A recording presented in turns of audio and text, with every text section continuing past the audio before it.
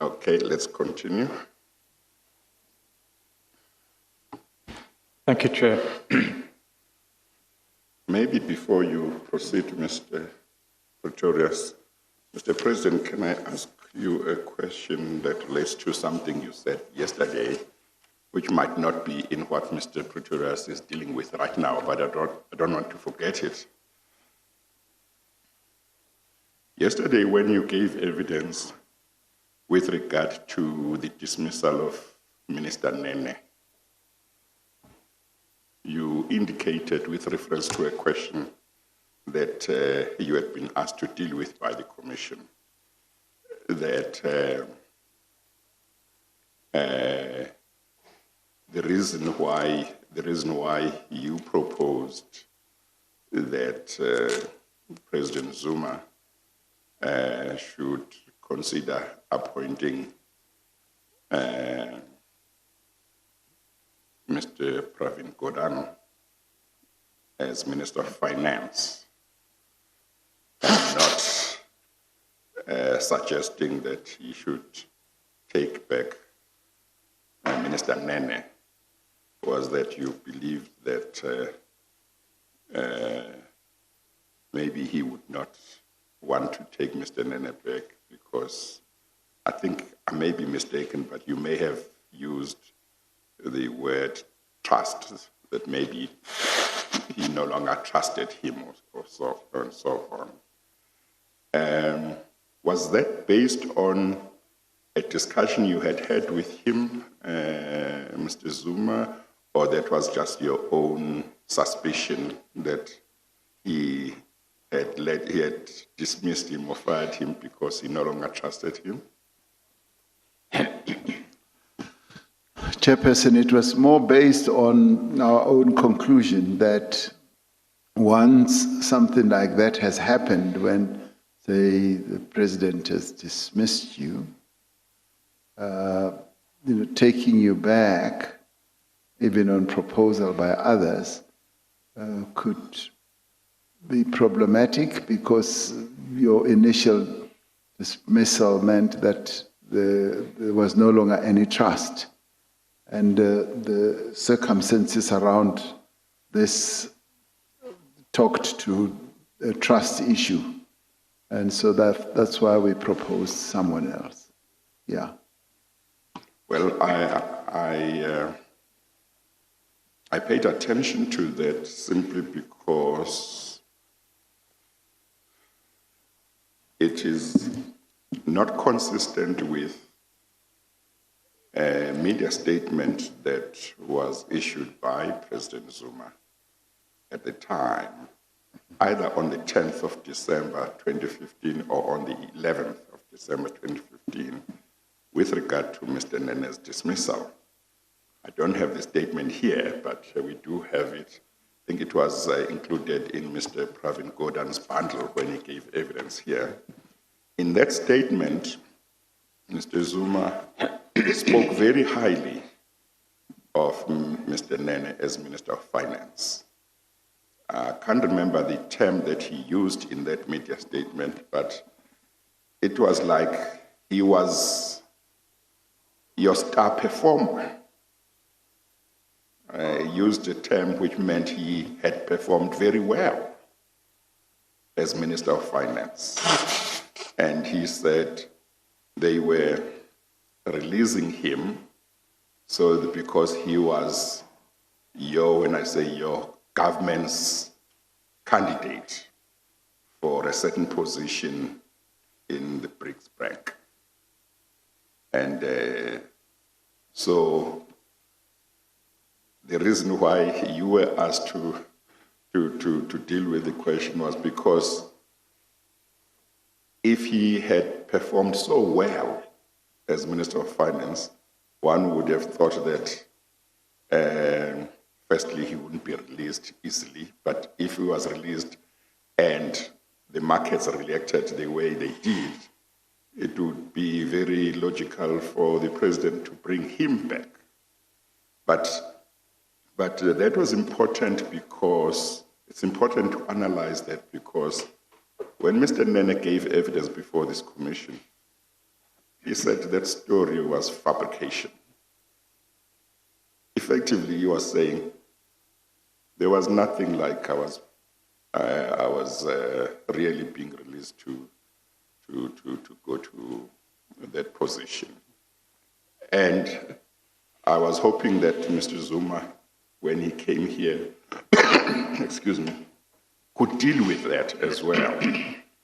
So I don't know whether you want to comment on that. Certainly, the media statement that was released by President Zuma at the time spoke very highly of Mr. Nene as finance minister, which did not suggest that he did not trust him.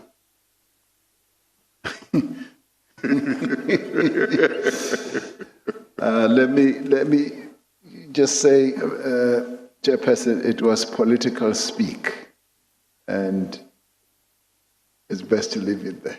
Yeah, I understand. Yeah. I understand. Can I, for the sake of completeness, can I ask something else now with regard to Minister Godang?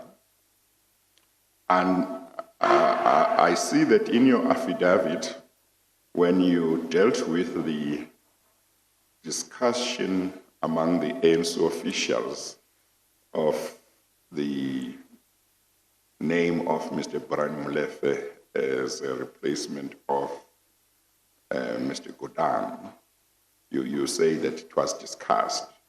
But what you don't say, which I would like to find out, is what I think other officials of the ANC that the commission asked to depose to affidavits have said, namely that it was a proposal from Mr. Zuma that Mr. Brian Molefe, that he wanted to replace Mr. Godang with Brian Molefe.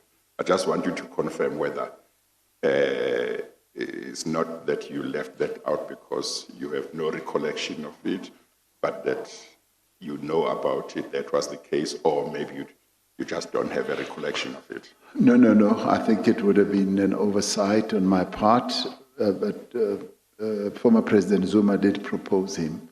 Yes. And they did not carry support. Yes. And then with regard to Mr. Pravin Godang, I think Mr. Gwede Mantashe mentioned in his affidavit, maybe in his oral evidence as well, that Mr. Zuma mentioned also when I think there was a challenge with regard to the intelligence report that he referred to. When there was a challenge, I assume, from within the officials. That Mr. Zuma also said something along the lines that his relationship with Mr. Godang had broken down. Is that something you remember? I do remember that was mentioned. Yes. And it did not really find its way into my statement because one was dealing with a whole range of other issues. Yes. Yes, he did allude to the fact that his relationship with Mr. Godang had actually broken down. Yes. Is that something that you had observed in any gatherings where both of them were there, or is that something you yourself might not have been aware of?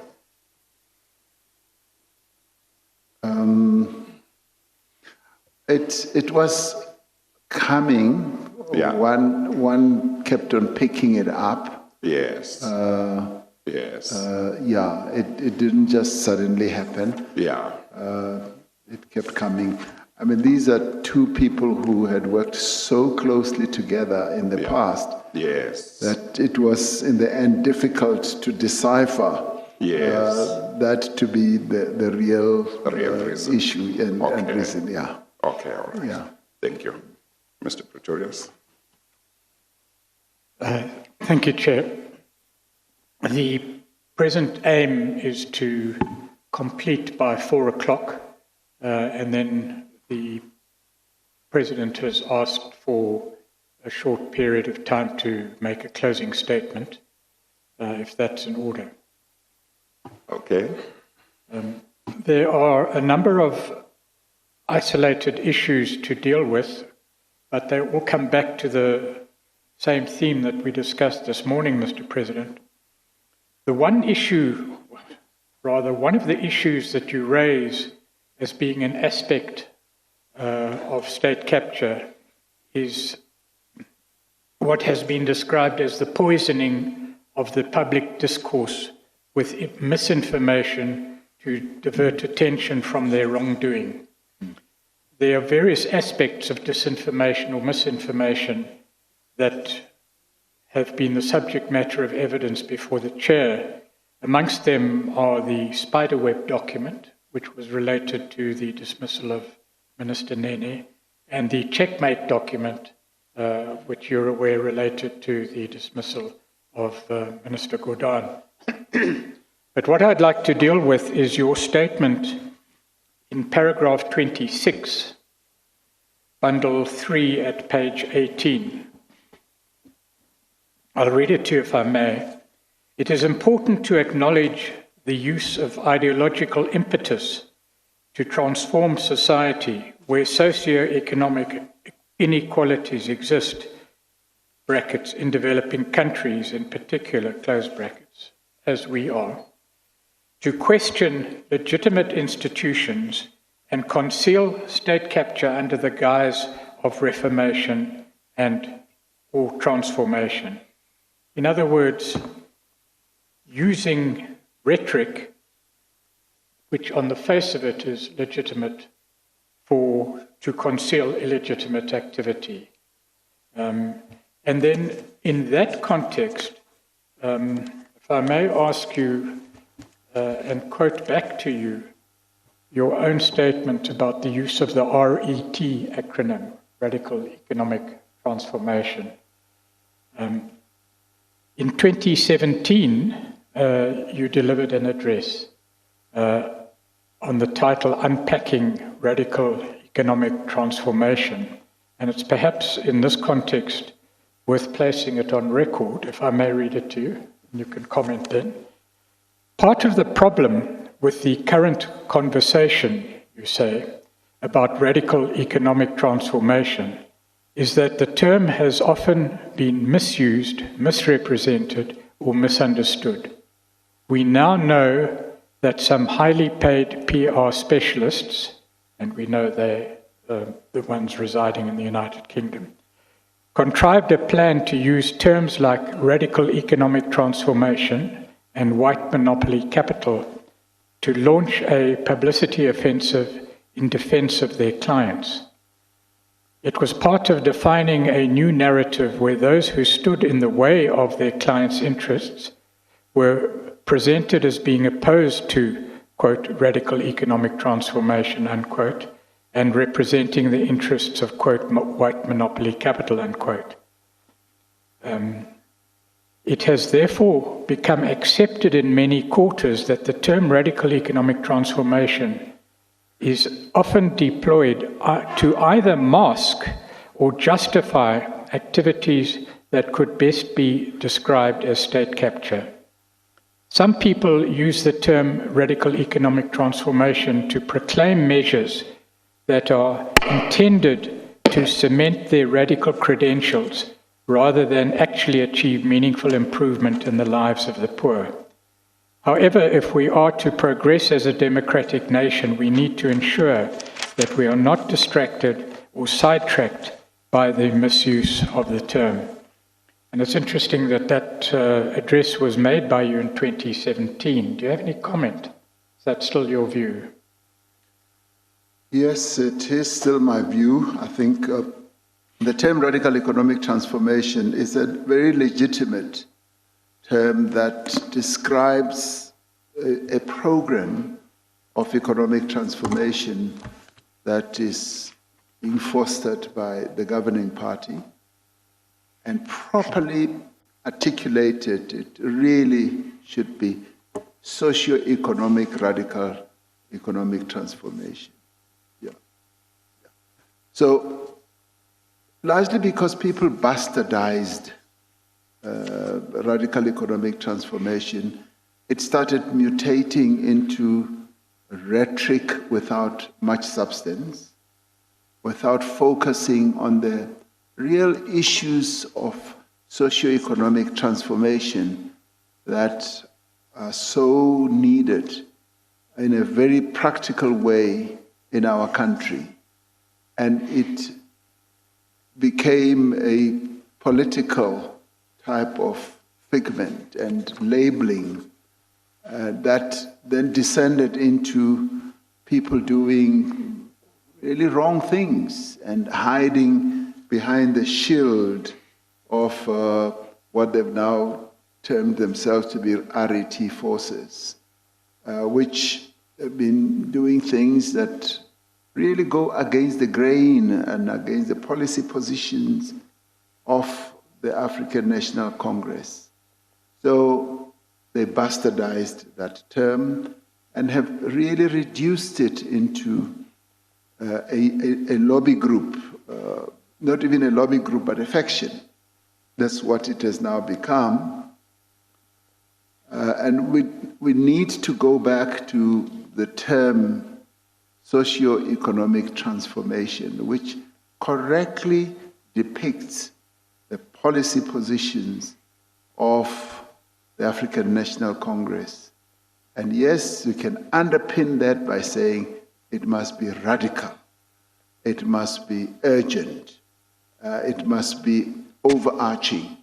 And one can package all those terms or those words around this real important program of socio-economic transformation that must be embarked upon in our country.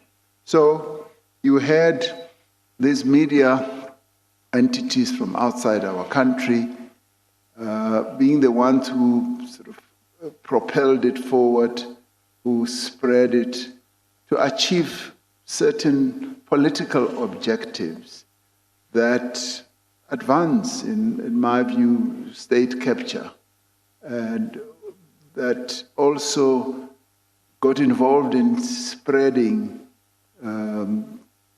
untruths about, certain people, and for as long as they could, do so, then that would label those people and marginalize them, and in a way, even destroy them, because they would spread rumors, and we still have a measure of that, where people, either in social media or anywhere else, try to act against those that they believe are their opponents through rumor mongering, leaks in the media, to target certain groupings or individuals to achieve their own ends. And when that firm in the UK, I think it was called Pottinger, collapsed, we thought that we would go back to real political basics and shed ourselves of all those very wrong labels and go back to radical socio-economic transformation, which is what African National Congress should be about.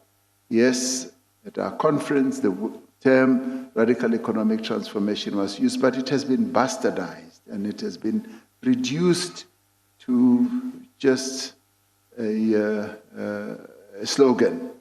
And what it should really be about, it should be about, in a very practical way, advancing the interests of our people.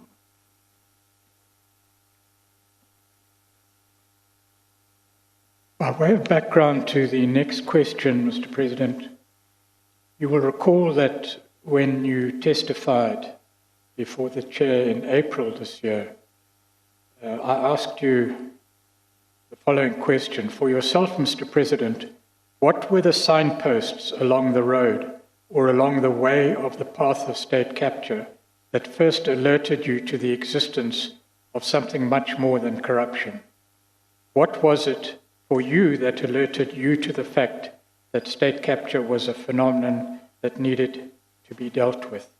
And you replied that you needed to look at the various markers for yourself that indicated to you where you were.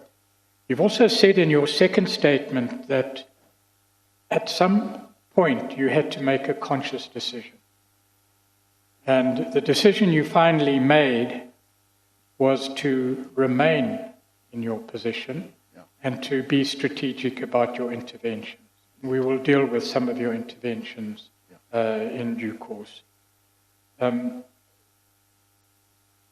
You also talk about the conclusion you drew in December 2015 when Mr. Nene was removed from cabinet.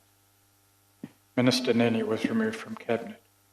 Are you able now to say what those markers were for you? And may I just preface that question with another comment, that given the overwhelming evidence before the chair, it's really difficult to accept that people didn't know what was going on. They may have been strategic for certain reasons, but they knew. What is your comment about the signposts? What is your evidence about the signposts? I think, yes, indeed. I mean, there were a number of signposts, and you're absolutely right. And if the impression was ever put forward that we really did not know, that would be the wrong impression, because there were signs, and there were a number of signposts that were along the way. And some of those were, for instance, with Fikile Mbalula standing up in the National Executive Committee of the ANC and saying what he said, that he got to hear about his appointment from a member of the Gupta family. Now, that startled many of us, but that was a signpost. And that, maybe we did not heed it, that it said 10 left, and we carried on, is another question, which talks to our, as I said, lack of alertness, and a few others, like the landing of the plane and all that. Now, at the Waterkloof Air Force Base. Now, what we were not fully aware of, we saw these signposts, with certain anomalous actions which did not really link up to what was reasonable. But the full thread and the network of what was happening in Transnet, in Eskom, was not apparent. And that is why in my statement I said, those who were involved in the state capture project so hid their machinations. They were hidden, there were transactions at the board level and so on. And one could say, well, the media raised the issue of the locomotives and all that. And one could not immediately join the dots, because the dots quite often are disjointed, and you need to have a thread, pick it up and join all of them. So that was lacking. But some of the signposts were there. And as I said, yeah, there was the lapse, I called it, but there was also the lack of alertness. Were we complicit? The answer is no. Could we be said to have been negligent? It could well be that, but complicit we were not. Even those of us who decided to stay in the game, to, well, resist, but also to bring about the changes. The changes that we are seeing now are happening because some people decided to stay in and make strategic choices and embark on strategic actions along the way as they felt they could. Whether people think that the choices or the strategic actions one took were too few or not too, were too meek is the decision or the judgment they have to make.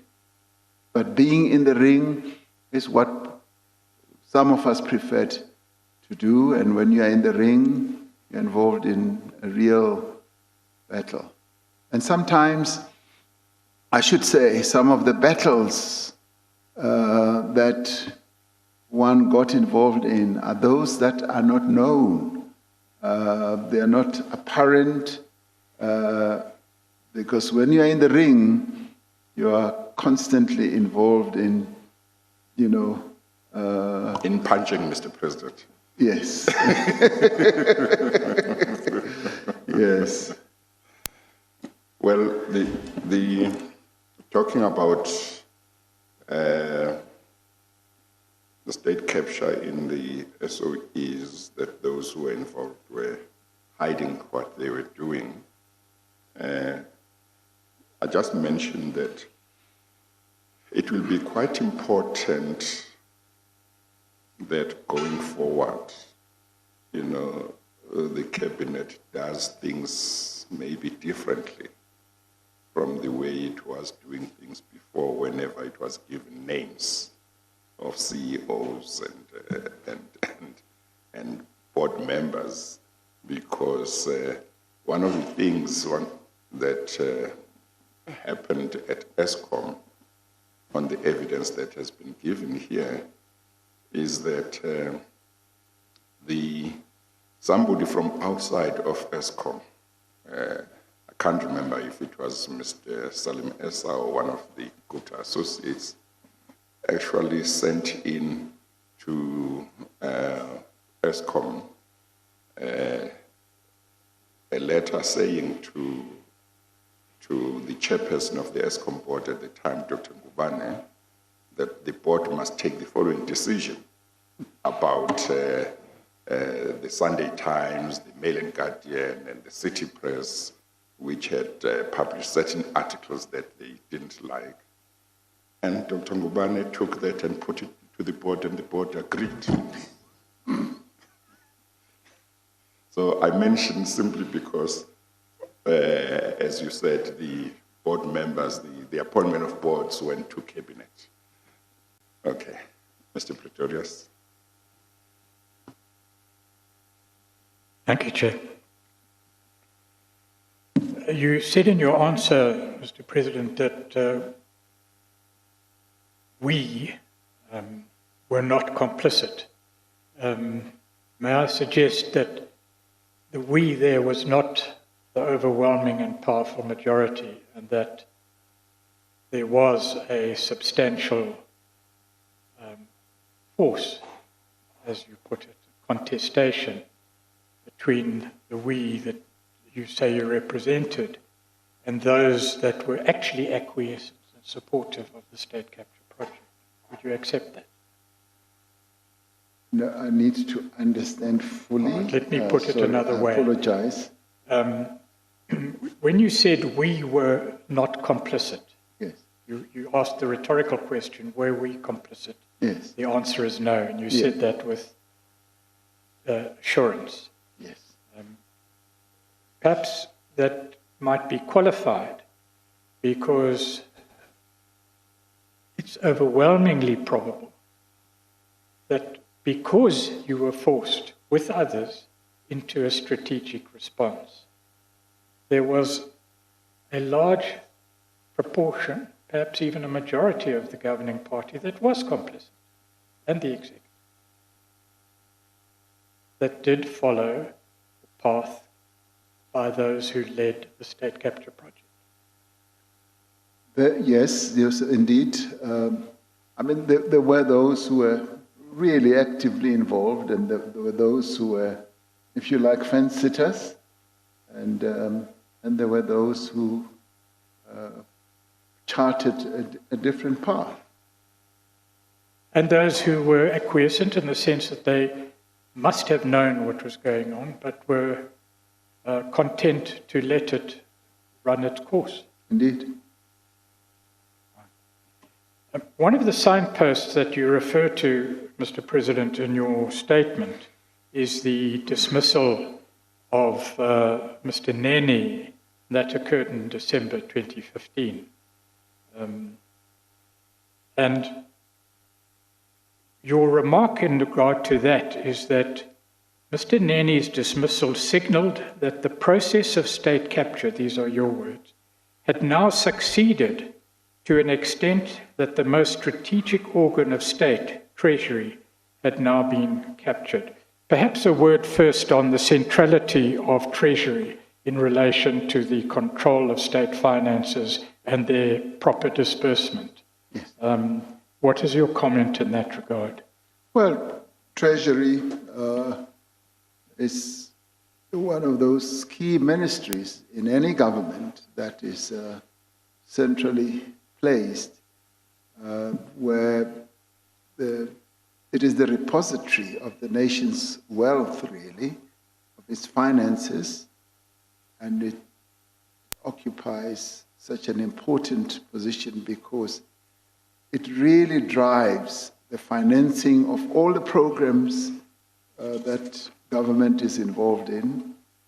It also drives the debt position of the country. They are actively involved day in and day out in selling our debt around the country, but it is also actively involved in accumulating the revenue that we get as a nation from taxes and a whole lot of other sources of revenue. So it plays that key role as far as I'm concerned. So well, maybe you want to get to the question first, yes. Well, the question, if I may then, is that when such an institution of state is captured, as you say, had now been captured, it's a significant, to put it mildly, step in the execution of the state capture project. Correct? It is. That happened, that step was taken by whom? Who dismissed? It's an obvious question, but the name has to be named. No, it's former President Jacob Zuma who did dismiss the minister. Took that very important step. Indeed. And its significance is not lost in the evidence that is before the chair, by the chair, and obviously in your statement by yourself. Related to that and the disinformation campaign is the Operation Spiderweb report that preceded the dismissal of Mr. Nene by a few months. And that report, which emerged in the public domain, was styled an intelligence report. It was called that. I'm not saying it was necessary, an intelligence report, but what transpired is important and involves the intelligence services. The document suggested that Treasury had been captured by apartheid-era intelligence operatives as well as white monopoly capital in order to control the country's finances. When I read this document, it reminded me of a remark made by the then President Zuma about a month earlier, where he told me that there are apartheid agents within the Treasury. I recall conveying this remark to the Director General at the time, Mr. Lungisa Fuzile. I dismissed it as a conspiracy theory. However, it was clear to me that the Treasury did not enjoy the support and confidence of the President. That was Mr. Nene's evidence. Now, it's significant to link that back to your evidence about disinformation and the misuse of terms such as white monopoly capital to conceal the state capture project and to promote it. And here is an example. This is another signpost, as it were, that happened as early as July, that these tactics or strategies were in place. But what is also a matter of concern, do you know anything about that document and about attempts to understand where that document came from and who was the cause of its distribution?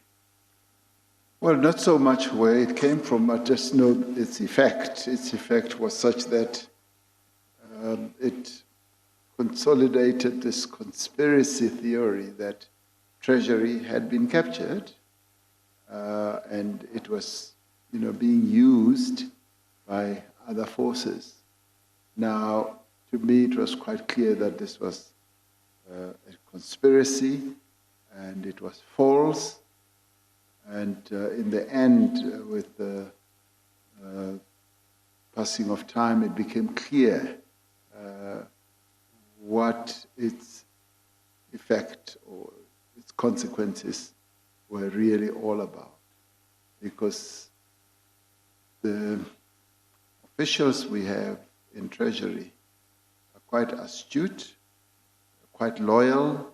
They serve the interests of our country with diligence and distinction, and there was no such capturing of that entity that is so important in the life of our country. What they were doing is to do their work, and they were essentially resisting being captured. They were resisting the capture of Treasury, and somehow they needed to be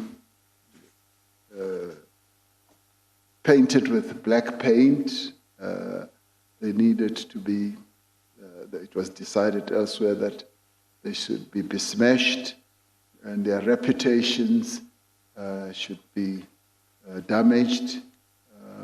And all now, with hindsight, it's quite clear that it was part of the machinations of state capture to dam Treasury with a view of achieving a capture process.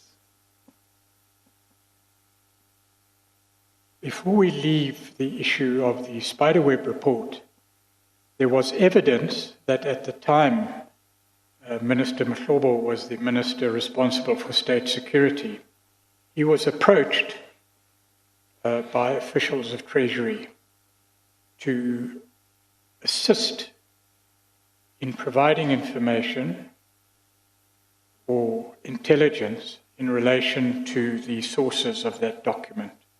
That document does seem to have the characteristics of involvement in the state capture project, as turned out in December. There was never any follow-up from state security. Do you know anything about that? Is that not a matter of concern? No, I did not know that it was not followed up. I did know that the process of finding out an investigation was underway, but I didn't know. It was not followed up. Well, Mr. Pretorius, I don't know whether it's that same report or another report in respect of which Dr. Lubisi says in his affidavit he had asked the DG of State Security to have investigated, to have that report investigated, and despite many reminders, he never got any feedback.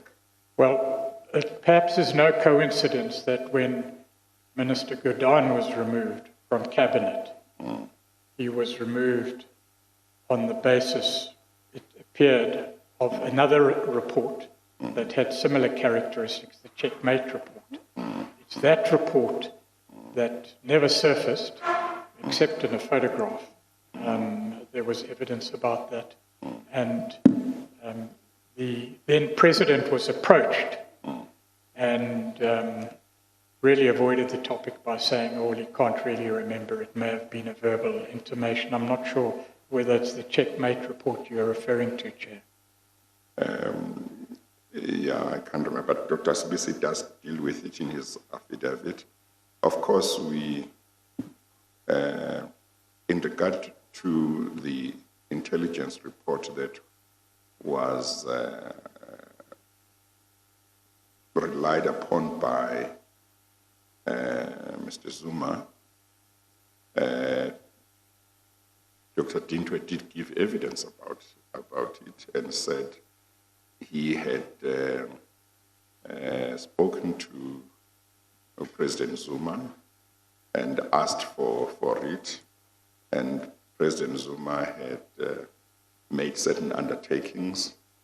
I don't know, can't remember whether one of the undertakings was that he was going to furnish it to him, that he left office without finishing it to him, and quite a long time had lapsed since he had made that undertaking to him. The period between Mr. Zuma making that undertaking to Dr. Dintwe and Mr. Zuma leaving office as president was quite a long period. That's what I do remember. So, and Dr. Dintwe's evidence was, to say the least, that it was quite, at least I think he was saying that there were question marks about the existence of such a report. Yes. Mr. President has direct knowledge of that matter, and perhaps we can ask him to deal with it now, because it does relate to the Spiderweb report. Yeah, okay. The point of these questions is that they were reports, in hindsight to us clearly, linked to attempts to undermine or even capture Treasury, that they were fake intelligence reports on the face of it, and that, in fact, at least one of the reports was directly used by the sitting president at the time to justify the removal, to recall Minister Gordon from London and to justify his removal. One would have thought that an alert, committed, efficient, well-equipped as it was, intelligence network would have been able to secure information about that. After all, it doesn't appear to be the most difficult task for an intelligence agency to deal with, but I'll come to that in a moment. Perhaps we can divert for a moment to the Checkmate report. You were at a meeting, as I understand your statement or your affidavit, at which the then sitting president referred to the report as justification for his dismissal for Minister Gordon. Would you, if you could relate that to the chair, please? Well, yes. We were at an officials meeting, ANC headquarters, when former President Zuma expressed his disquiet and unhappiness about what he thought or was advised was going to be happening during a trip,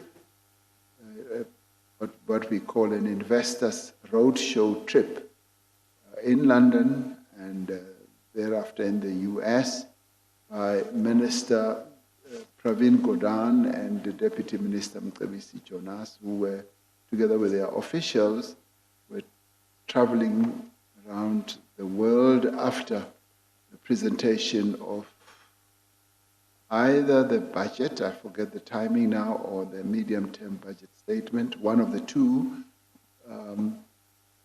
which they always do once the budget or MTBP. Probably it would have been the budget because it was in March. Oh, yes. Yeah. Then it was the budget. Yeah. They always do. After the budget is presented, they travel around the world. They go to the UK, they go to the US, and in the US they go to places like New York.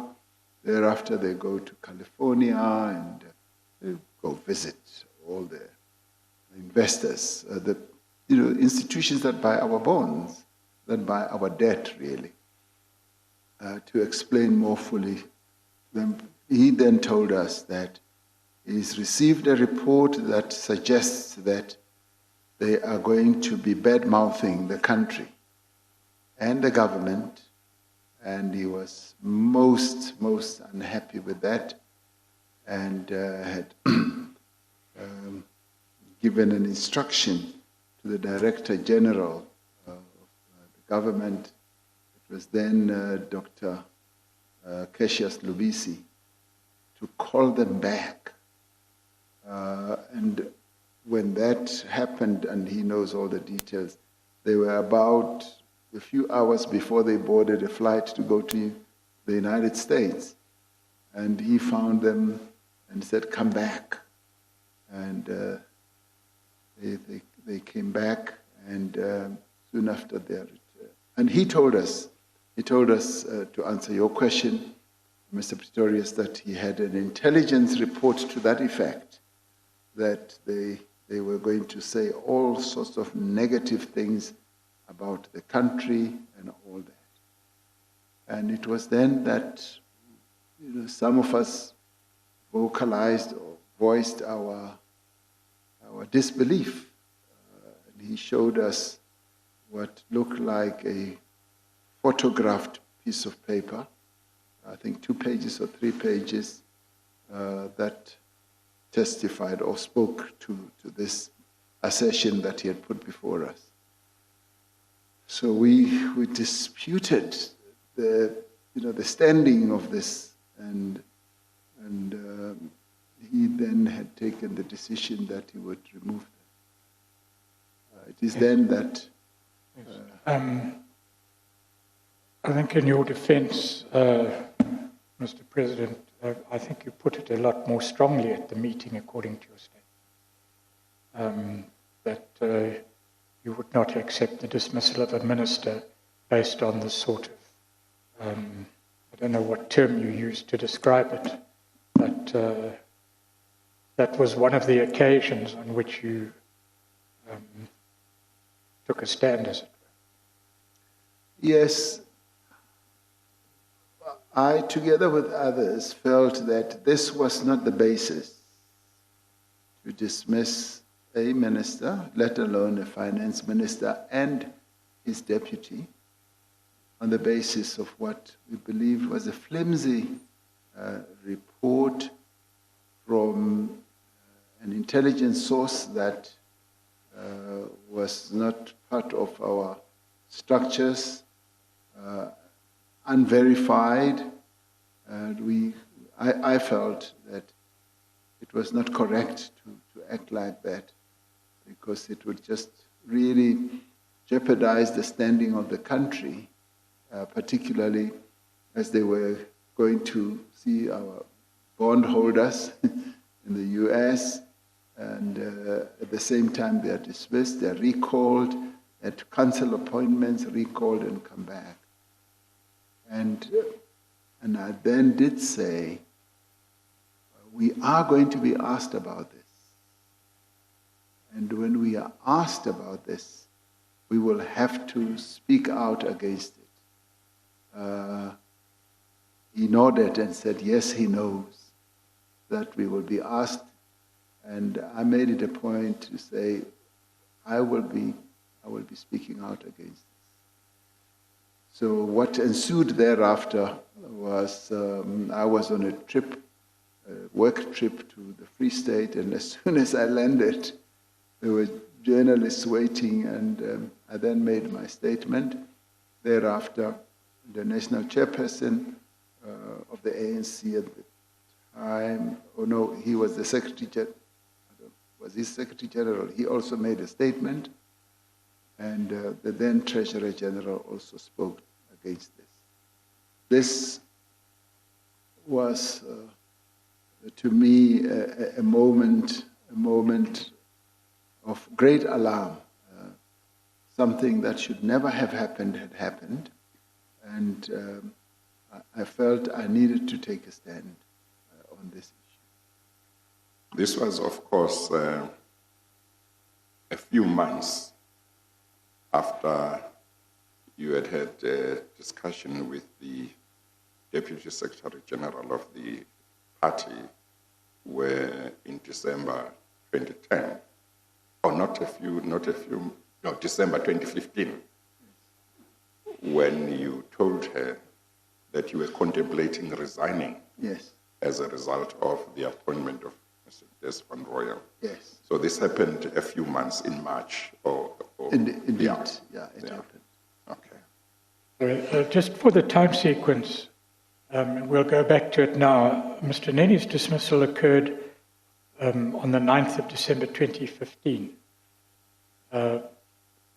Minister Gordon's removal on the basis of the checkmate report, purportedly, happened in 2017. Yes, 17. Now, you'd concluded in December 2015, as you say, Treasury had now been captured. You've told the chair about the centrality of Treasury to the control of state expenditure and its centrality to the process of state capture, or the state capture project. You intervened, and your intervention,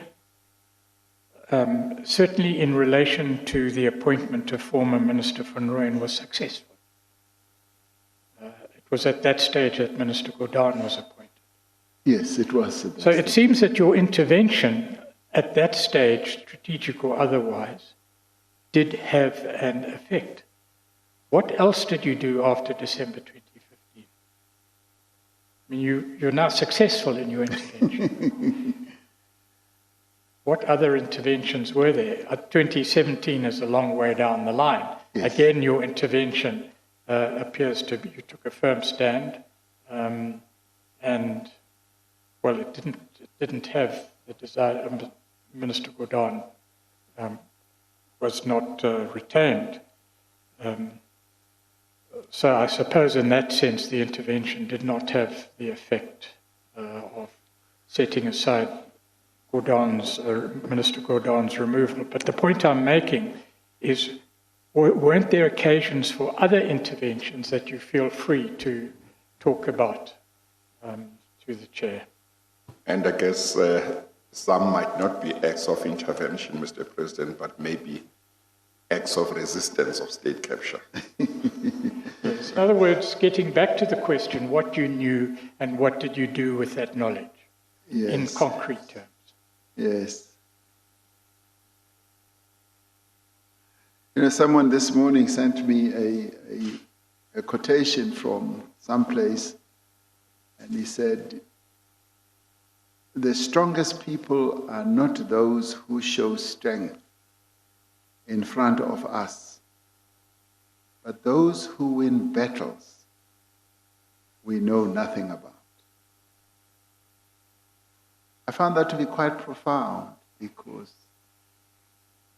what may seem like there were only a few instances, it's what is apparent, but there are a whole host of a number of other, if you like, battles that one got engaged in quietly and silently to bring about the change that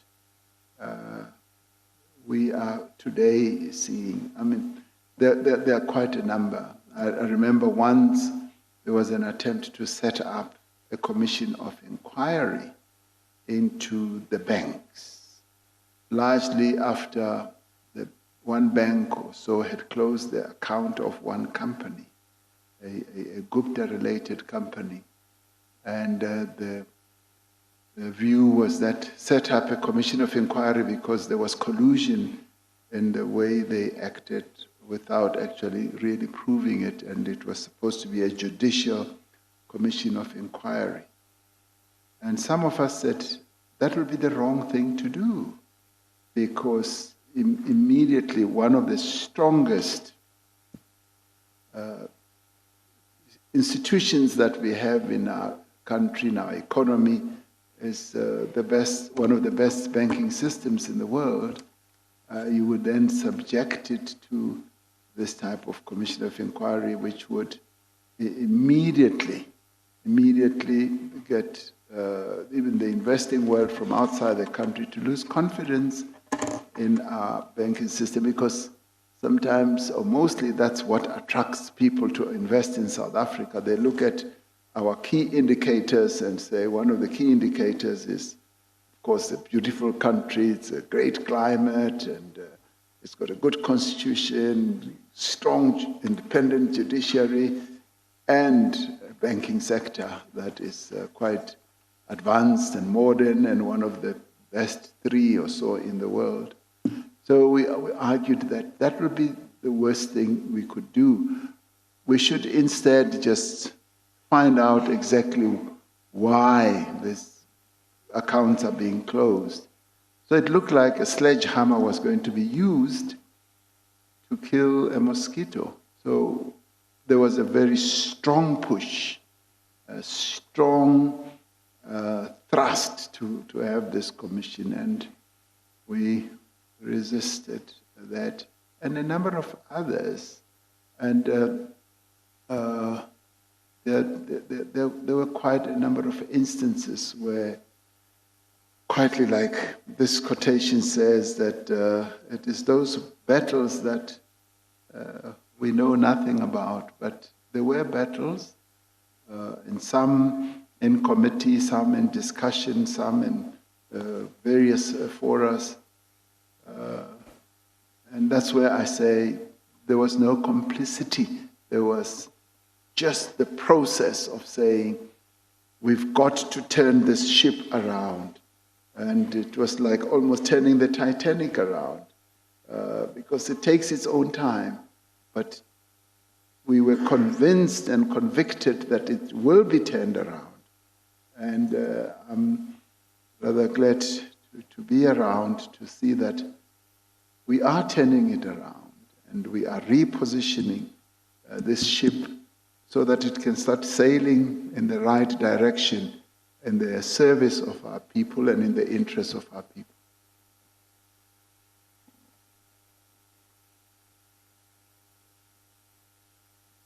The occasion of the closure of the Oak Bay bank accounts is another occasion when you, quote, took a stand, unquote, and I'd like to deal with that separately in due course, because it relates to another issue, and that's how Cabinet operates.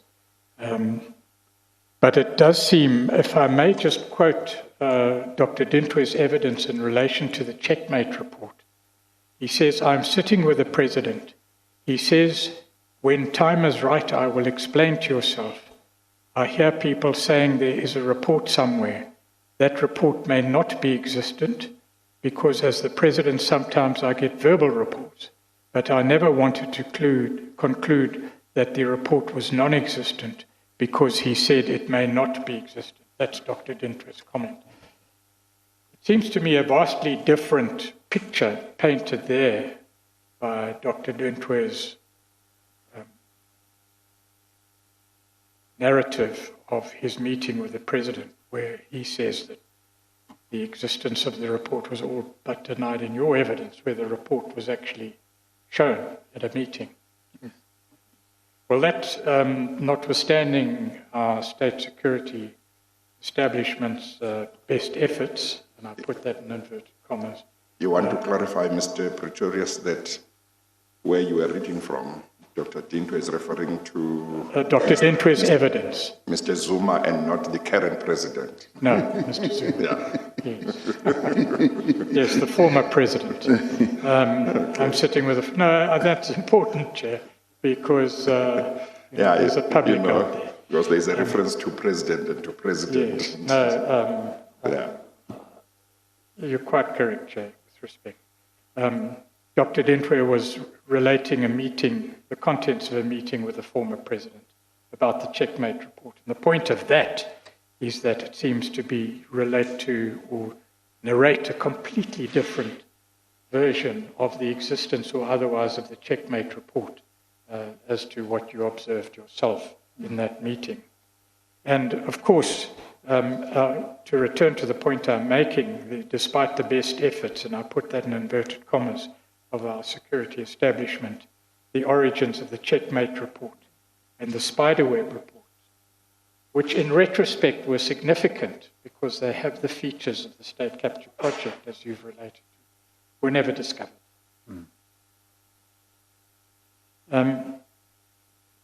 We may get back then to the question arising. I trust that it's not going to be another mystery, at least so far as it's necessary, as to what you did after 3 years of commission work after Nenegate, but after the dismissal of Minister Nene. But there are 3 incidents at least where you did feel empowered with some effect, to good effect, to take stand. The dismissal of Minister Nene, the dismissal of Minister Gordhan, and the closure of the Oak Bay bank accounts and Cabinet's involvement and the degree of Cabinet's involvement therein. Were there not other occasions that you can relate to the Chair about where you felt it possible and desirable to intervene? Because a lot was happening. Yes, I want to scratch my head. There were a number of occasions, really, on a whole host of issues. And may I say that some of those either occurred in Cabinet, some occurred elsewhere in usual interactions, and some had to do with either appointments of people who one felt were not the best that could be appointed. So many things. In a situation like that, many things are always on the go, and many things are always happening that you have to have your antenna up to pick them up as they go on.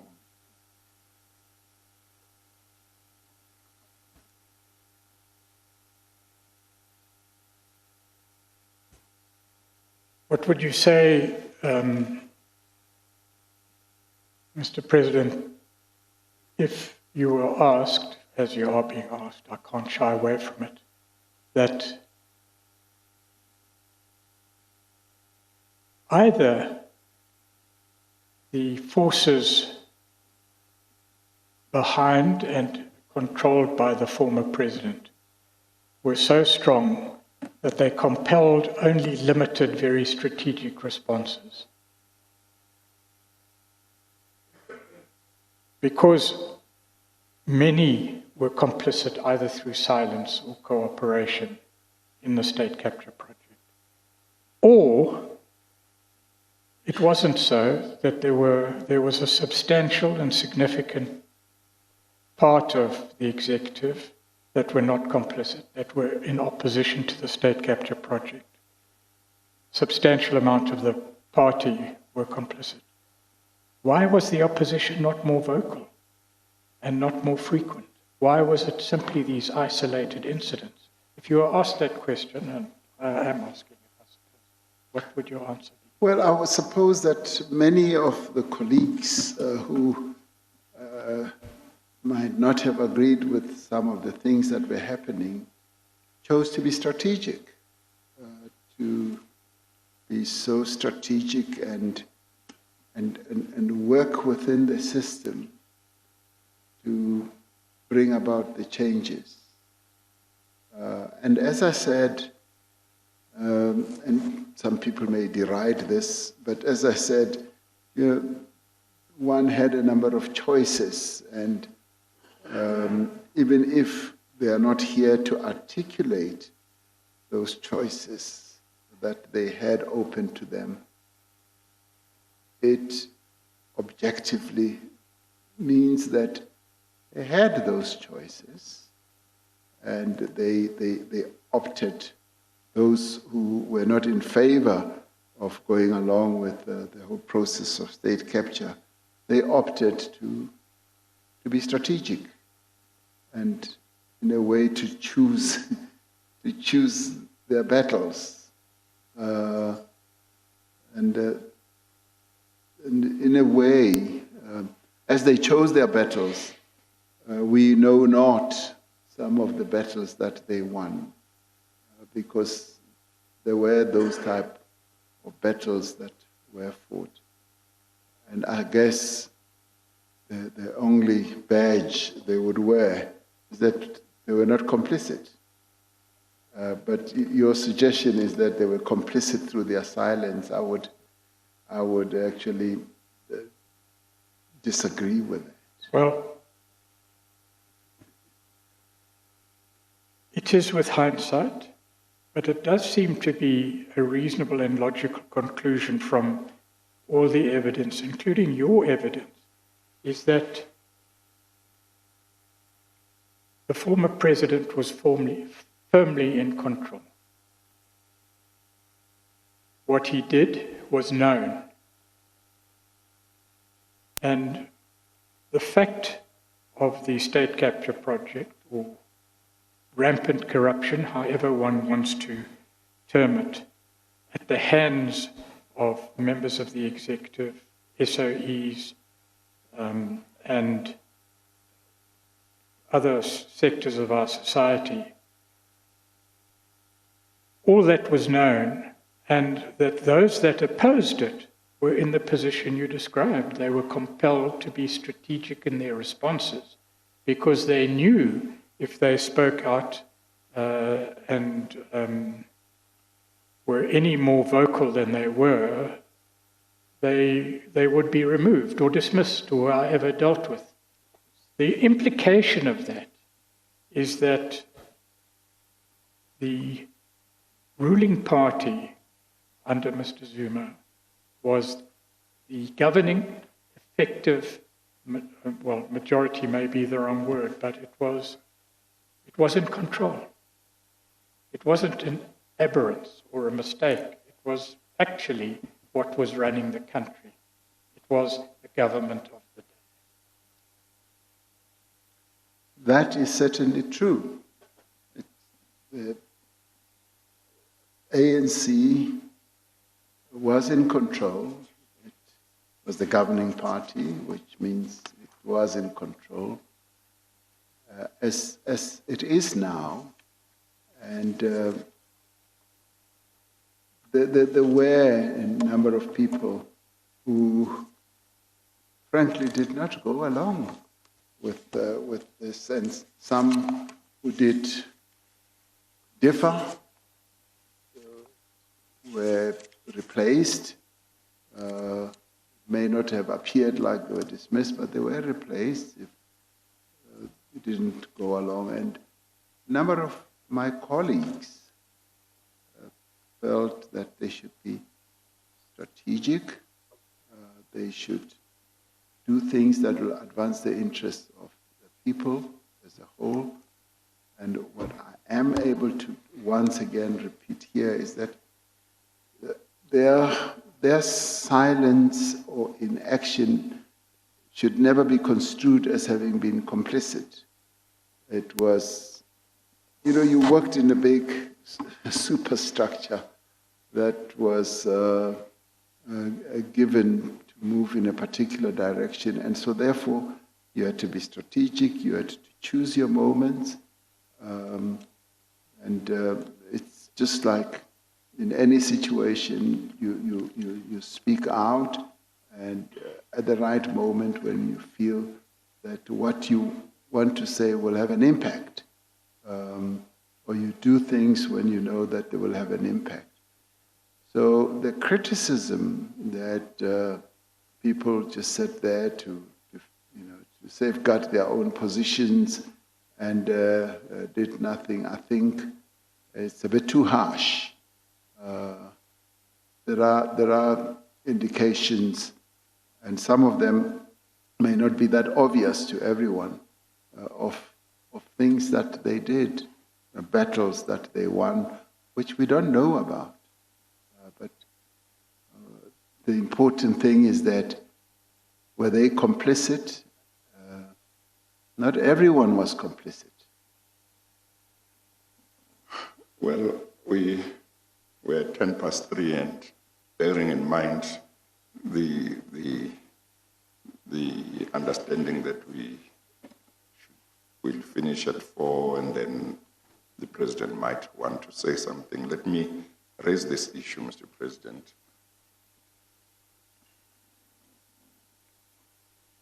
What is there in terms of our systems now, and maybe the systems of the governing party, that would make people react to another episode of state capture differently from the way they did with regard to the first one? And I ask that because while there may be arguments for and against about strategic decisions as to how to deal with the situation, and while it might not be easy to say this choice was totally wrong, this was the one that was totally right, while it might not be easy to say that, the fact of the matter is we do know that between 2010, 2011, and I think beginning of 2018 or in 2017, on the evidence that has been given here by Mr. Holden on the money flows, the Guptas and their entities were able to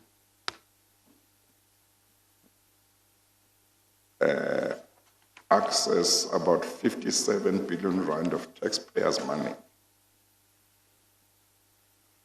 So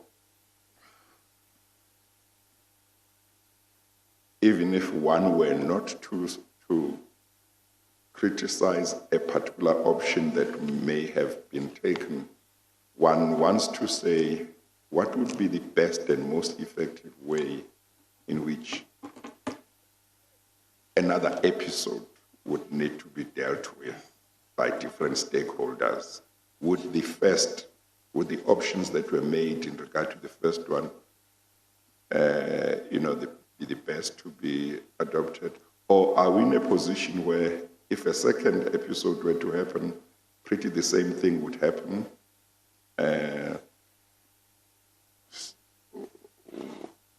What would you like to say, Mr. President? Chairperson, I think we've reached a watershed moment. The release, let me start off with the establishment of the commission was a crossroads for us. And we either established the commission or we didn't. I hold the belief that if we didn't establish the commission, we would have continued to waddle in a situation where corruption continued unabated, in the dark, much as I think the public protector had already revealed portions of it. But the crossroads we reached was that we chose the right path. And the right path was to establish this commission. Because this commission has given us the moment of truth. It's a watershed moment. We've arrived at a juncture, an important juncture, to a point, and it's a defining moment for us, to a point where I don't ever envisage in our continuing journey of our democracy that we should and will have another state capture moment. So I see this as the one and last state capture occasion or moment for us. And we've hit rock bottom as a country, as a nation, and the only way must be up. We must rid ourselves of the vestiges of state capture, and it'll take us some time, and this is where we need to work together. Every one of us as South Africans rid ourselves of this cancer of corruption. And in doing so, as I said earlier, for us who are part of the governing party, it starts in the party. It starts in the party, how we renew ourselves and foster the renewal process, how we strengthen our own internal processes in the African National Congress. Because when we do so, that is what then strengthens the government. The Deputy Secretary General of the ANC, Ms. Jessie Duarte, was telling me that she's had interaction with the Vietnamese, and the Vietnamese have said to her, we'd like to work with you as you have embarked on a path that we also traversed. And we started, as you are, with renewing the party, taking corrective measures in the party, and thereafter we use that as a platform to reform government, to correct things in government. And they add another one, which I rather like. The third one is to strengthen the laws, to strengthen the regulations on a continuous basis to make sure that this never happens. So in the party, we're renewing the party, and seriously so. And may I add that in the past, yes, there was a lot of talk, but in the later parts or the earlier parts of this year, we've started to demonstrate to ourselves and to all and sundry that we are serious about dealing with corruption. We're strengthening our structures. We're strengthening structures such as, our Integrity Commission, which is a very important and, may I add, powerful body within the structures of the ANC. And our disciplinary processes are now becoming more and more robust. And in doing so, we changing ourselves. There's a metamorphosis that is underway within our party, a very positive one. Thereafter, it is government, and I'll talk about it later as we conclude, a number of steps that we are taking. So, Chairperson, and then we'll deal with the laws. But Chairperson, what I am essentially saying is that what is it that people of South Africa can look forward to, doubtful as a number of them may be rather, it is a renewed, reformed, and rejuvenated party that is in government. And of course, the joyous burden we have is that we still retain a great deal of support amongst our people, and therefore we've got to cleanse ourselves and make ourselves more presentable to the people of the country.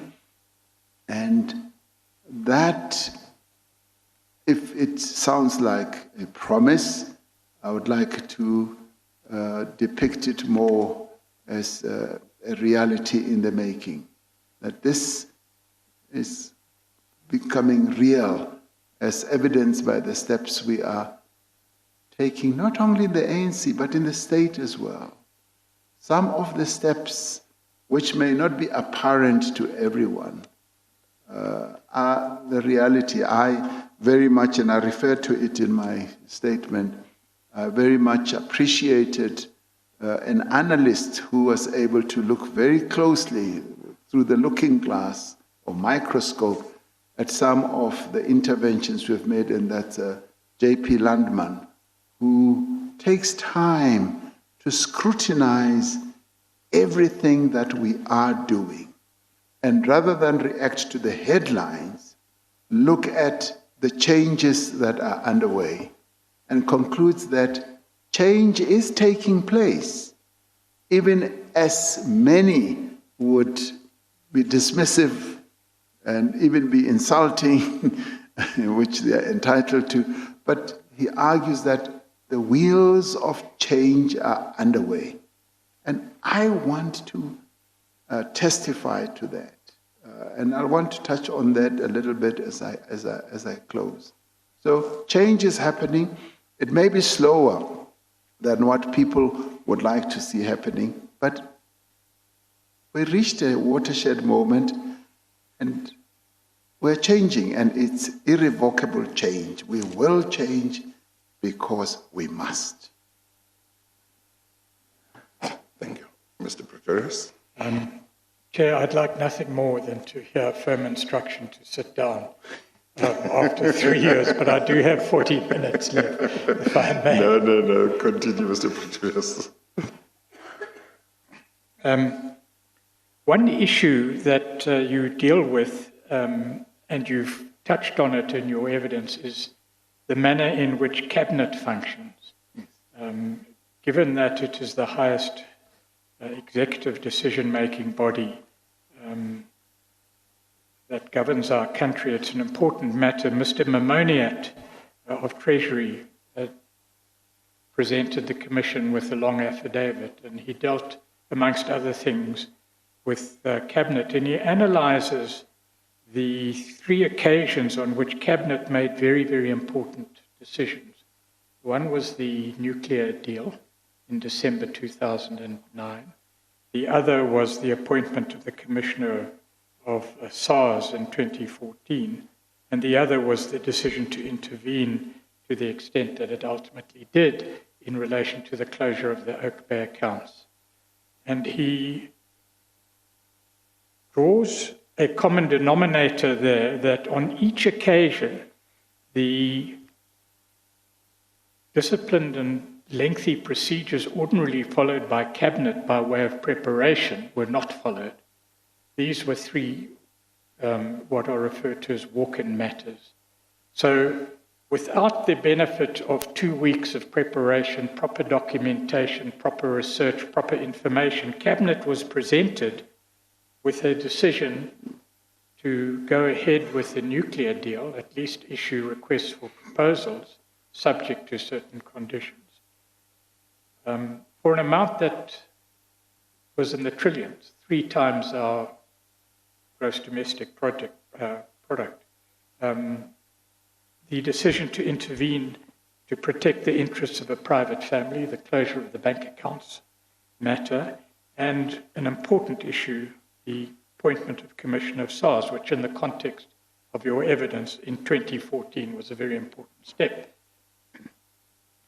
What is your comment on what quite frankly Mr. Mamoniat describes as an abuse of the Cabinet process in order to get very important decisions by?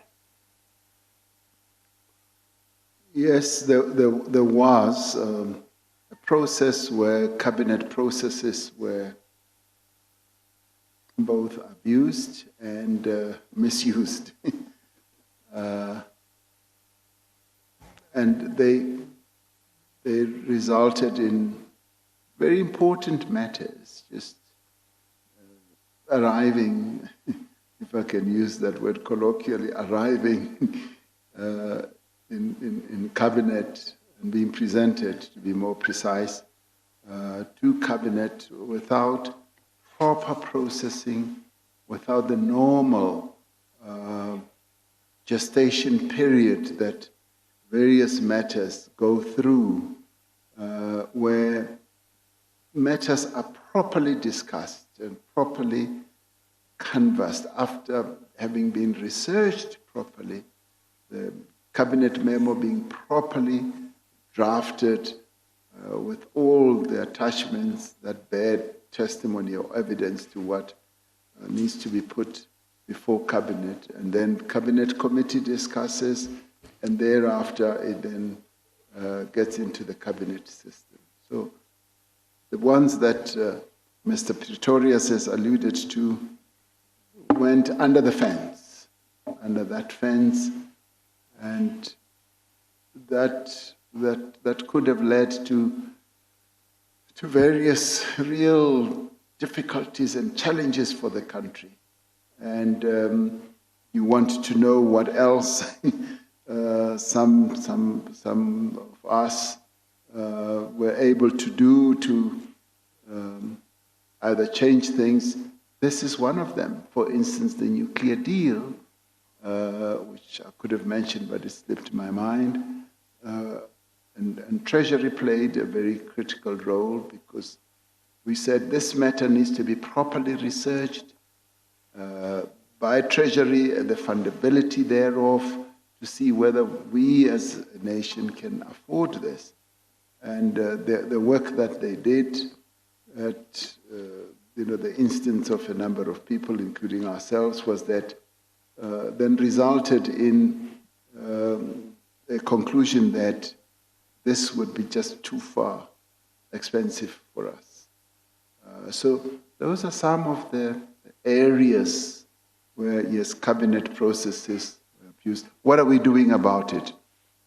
We now have a cabinet process and system that will prevent that from happening. Matters that have to be presented to cabinet have to be properly canvassed.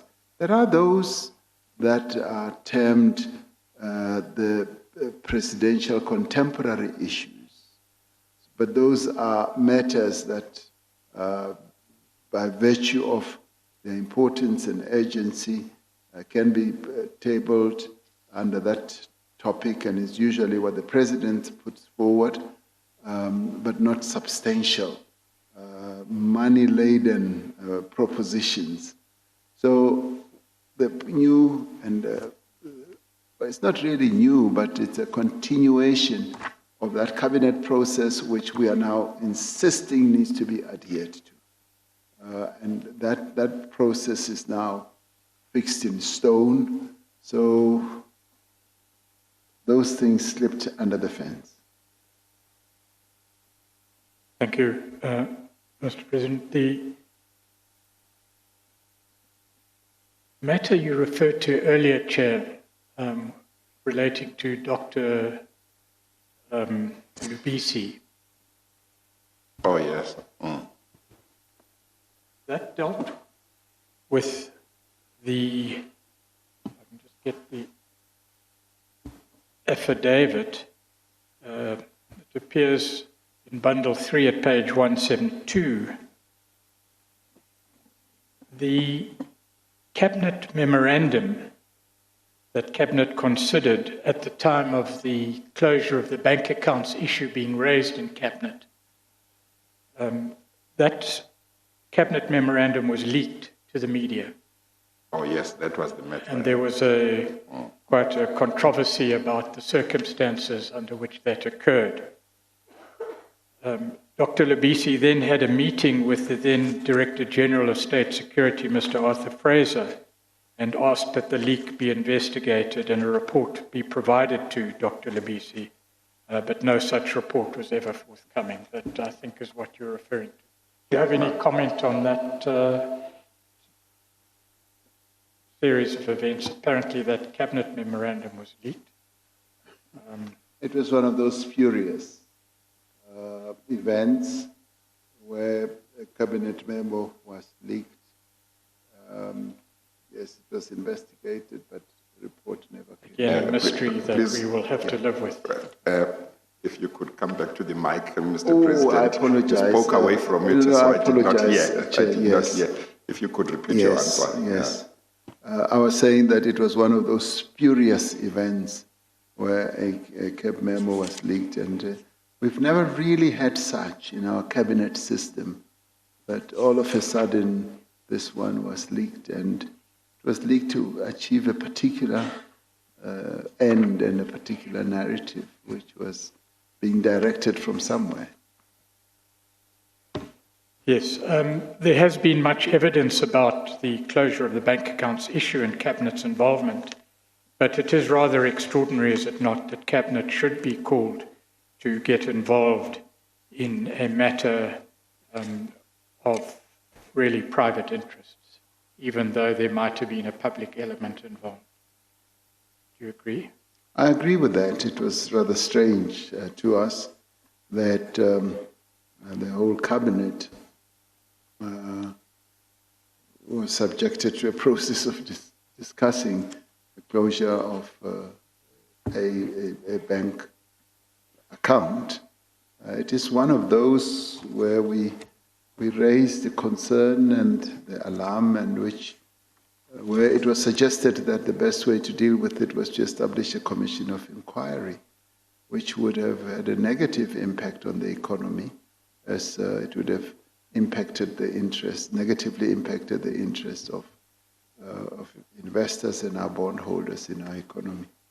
So it is one of those that one can cite as having diverted, if you like. Thank you. In relation to a question that the Chair asked earlier about the future intentions in relation to issues discussed in evidence, Mr. President, there are a number of reforms that you set out in paragraph 168 of your statement, which include matters of policy, legislation, and administration. Do you wish to comment on any of those? Perhaps take a minute or so to place them on record. Where do you pick that up? I know where they are. Para 168, I'll get the further reference. Oh, it is, yes. 168, it's quite a long paragraph.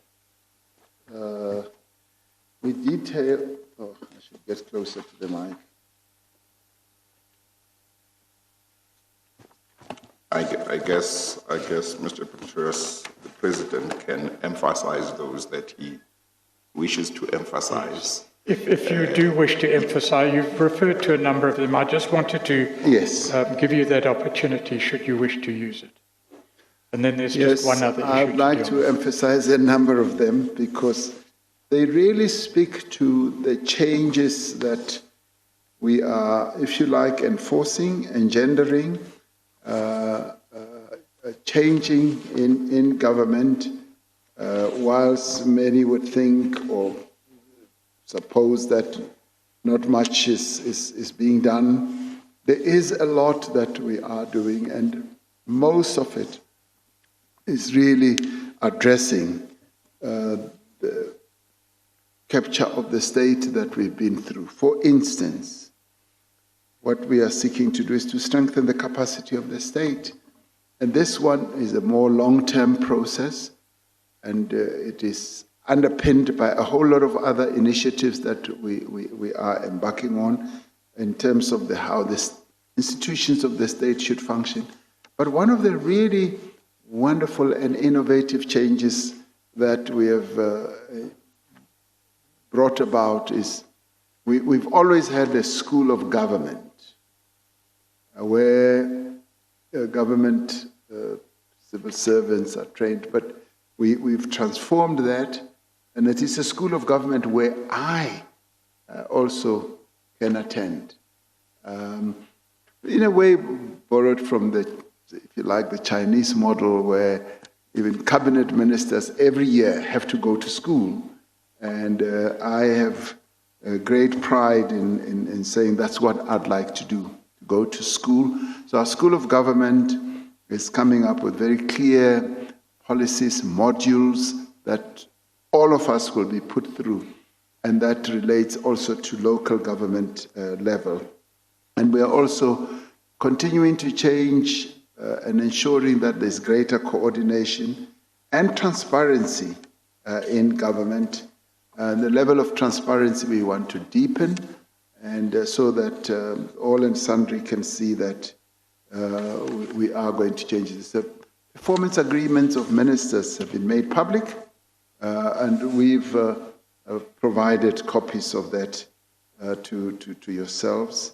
And another important change, Chair, is professionalizing the public service.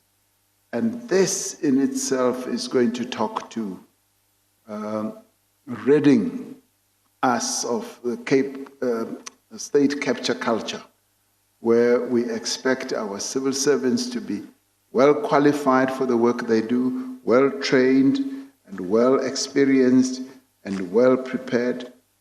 And we will also be ridding our government system of political patronage, because state capture was also about patronage, where people were employed because they knew so and so, or they were employed because they had to do the bidding of the state capturers. So we are working on that and changing that. We are going to make the public service and local government administrators careers of choice. We're going to cascade downwards as well to local government. Our local government sector is in very much need of transformation and complete reform, and we'll be doing so. The intergovernmental coordination, we've instituted what we call the district development model, which is confirming in some ways what has also been done in a number of areas, but we're institutionalizing it at government level so that we should get rid of the silo mentality. See, state capture found fertile ground in a silo type of work, where they were able to plant their people all around, but had the institutions working in a silo manner, and they were the only common denominator themselves in all this. So what we are seeking to do is to have a district development model which breaks down the silos and enables our government structures to work both horizontally as well as vertically. The whole lot of processes, we've reintroducing the policy and research unit in the presidency, which was gotten rid of. Our law enforcement is now going to be much greater focus, as well as security. So, Chairperson, the processes that we are now involved in are vast, they are deep. The reform and reclaiming of SARS, which is a very important government agency from the capture that it had been subjected to, is a very important process of change and transformation that we have instituted since this administration has been in office. So those who might think that not much has been done and achieved, I keep saying, but watch this space, not in the future, but now, as it is unfolding, and I guess we will be more turbocharged when this commission finishes its work, because it is, as it is meant to come up with a whole range of proposals that we will want to implement. And I see us as a country, much as we may have enormous challenges at present, of an economic nature, social nature, health nature, but we are a country that is going to rise from the mess that state capture subjected us to. And I think right now, compared to what we had a few years ago, we are in a much better position. And this is where I would call upon South Africans that let us all be part of their solution as we move forward, rather than bemoan what has happened in the past. Of course, we must use the past so that the past is never repeated. And this is exactly where I believe we should be as a nation and the direction that we should move in. I think we are getting better positioned. We are not yet where we ought to be. I can say that without any equivocation. But we are better placed now in that we are moving forward rather than backwards. And we are moving forward rather than sideways. I have great confidence in the ability of the people in the state structures. But I would also like to say, also want to invest and store my belief in the people of our country as a whole, including those in the private sector, because they too have a very important role. Because the private sector, Chair, also played a very big role in state capture. Not collectively, but there were certain elements of the private sector that aided and abetted where we got to. And they too have a responsibility to make sure that we do rise from this mess that our country was subjected to. Mr. Pretorius. If I may just deal briefly with two issues. Mr. President, one of the features of the period under review was the demise of an active and well-capacitated anti-corruption task team, which was in effect gutted and reduced to really a shell during the period under review. You talk in your reforms, in paragraph 211 of the National Anti-Corruption Strategy. Very briefly, what is envisaged? What we envisage through this, Chair, and we'll continue talking about this also into the future, is to see corruption as it has manifested itself was an affront to the people of South Africa. There is not a single person that you can talk to in South Africa who is in favor of corruption, except those who participate in it. And even they will find different ways of labeling it. And given that corruption militates against the interests of our people, we thought that we should set up a structure that is going to involve the citizenry of our country so that we can promote and encourage active citizenry, but we can also, through that, also promote whistleblowing, because one of the things that was damaged was this process of people blowing the whistle and say, there's something wrong that's happening. So those who would blow the whistle started, receding, fearing, because those who blew the whistle were badly dealt with. They were dealt with harshly. They were either suspended, they were either railroaded out of their jobs, and some suffered immensely to a point where they lost their jobs and didn't have, income for their own livelihoods. So we want to promote that people should feel free to whistleblow. And we need to have more robust policies on whistleblowing so that we can protect whistleblowers. There should be more transparency in society. And we should also advance professionalism within our own structures. Now, that is the strategy, and I'm just really sort of being very brief. That is the strategy broadly, but we should also get civil society structures involved in the forum. And the forum must be an active forum of not only people in government. We should have people outside of government who will work with us. So we launched this forum, and we're looking forward to the forum doing its work, because it will have a number of committed stakeholders as part of it. So what this means is that we're now beginning to deal with issues of corruption much more seriously.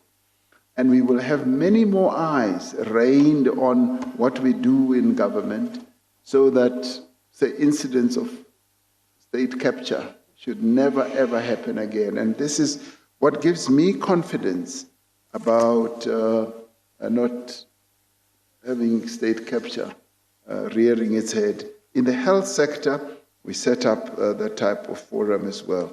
So, Chairperson, I think, given what I've just said and a whole lot of other things, we will be able to have a better handle on incidents of corruption going forward. And this will help us also to transform our laws. Another important area which I'd also touch on in my statement is reforming our procurement system. Because it is in procurement where, as they say, not everyone who is in government is a crook, but all the crooks tend to go to focus on procurement because that's where the money is. So we need to transform that and make sure that we reposition so that procurement takes place much more transparently. People must see what their monies are being spent on. And I've seen that in a number of environments where one visits. In some cases, every cent that is spent is clearly delineated and the citizenry is able to see that this is where our money goes. We see it right at the local level and right up as well. And we therefore need to use as many initiatives and strategies to address this demon of corruption. Well, I'm happy, Mr. President, you have touched on some of the matters that I also regard as very important if our fight as a country against corruption is to stand any chance of success. Because I've said here that the protection of whistleblowers is crucial because they play a very important role. And if we don't have proper protection for them, then our fight against corruption will be weakened in a very serious way. Two changes to procurement would be also very crucial of the right people to occupy positions, certain strategic positions in SOEs and government departments, and the criteria for the appointment of members of boards of SOEs, what type of people should be appointed, the processes which lead to their identification and appointment. All of those things are going to be crucial if we are to stand any chance of putting up a good fight against corruption. So I'm happy that you're mentioning more or less the same things. Two issues remain. I'm not sure we'll have time to deal with both of them, Chair, but yes, you have been pretty insistent and consistent in asking each senior official or member of the executive who comes before you to detail their association or otherwise with the Gupta family. That is contained in the President's statement. I don't know if you wish to rely on that or wish him to deal with it. Well, he dealt with it briefly yesterday, but to the extent that there might be things that he might not have dealt with, it might be important for transparency that he deals with it as well. But as I said yesterday, he did deal with it. I'm not sure whether there is much to add.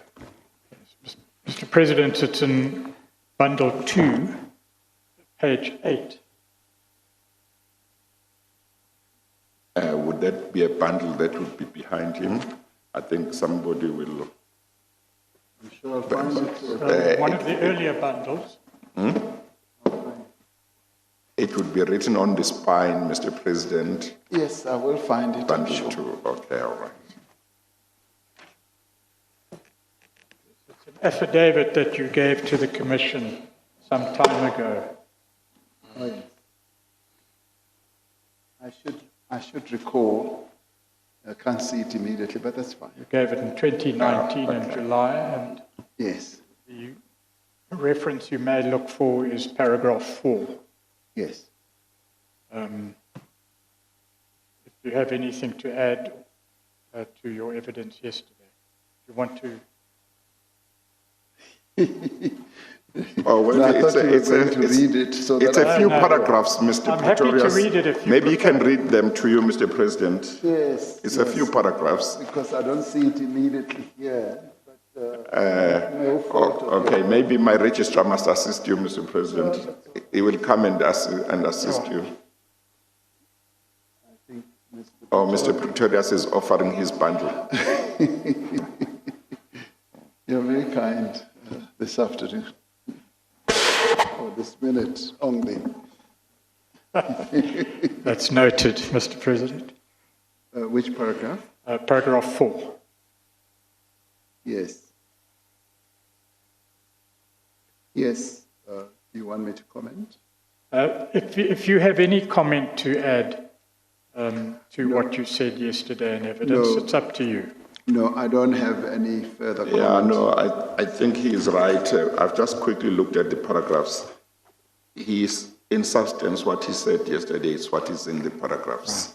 Yes, Yeah, indeed. because it's paragraphs, paragraph 4, 4.1 up to 4.4. After that, he discusses something else.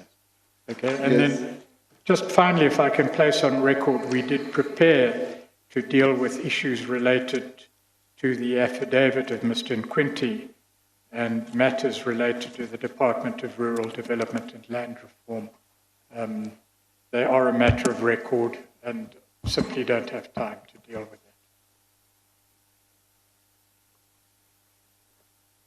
But it's not through omission. Mr. Pretorius, I'm not sure what you were saying. I was attending to. Yes, getting there was that one file issue out. that we Yes. had prepared as a legal team to deal with, Yes. but simply don't have time to deal with it. It's a collateral issue to Yeah, any of the okay, issues discussed, okay, and okay. to do with land affairs. Okay. I just wanted to place that on. Of course, if there is a matter that is important that you have not been able to cover, it would remain open to the legal team subsequent to today to ask the President to comment on. Thank you, Chair. We will reduce those questions to writing and Yeah. present them to the President's office so that there is in fact no omission. Yeah. Thank you. Okay. Okay. Would those be your questions then? Yes, thank you, Chair. Thank you, Okay. Mr. President. Mr. President, I understand you wish to say something at this stage before we conclude.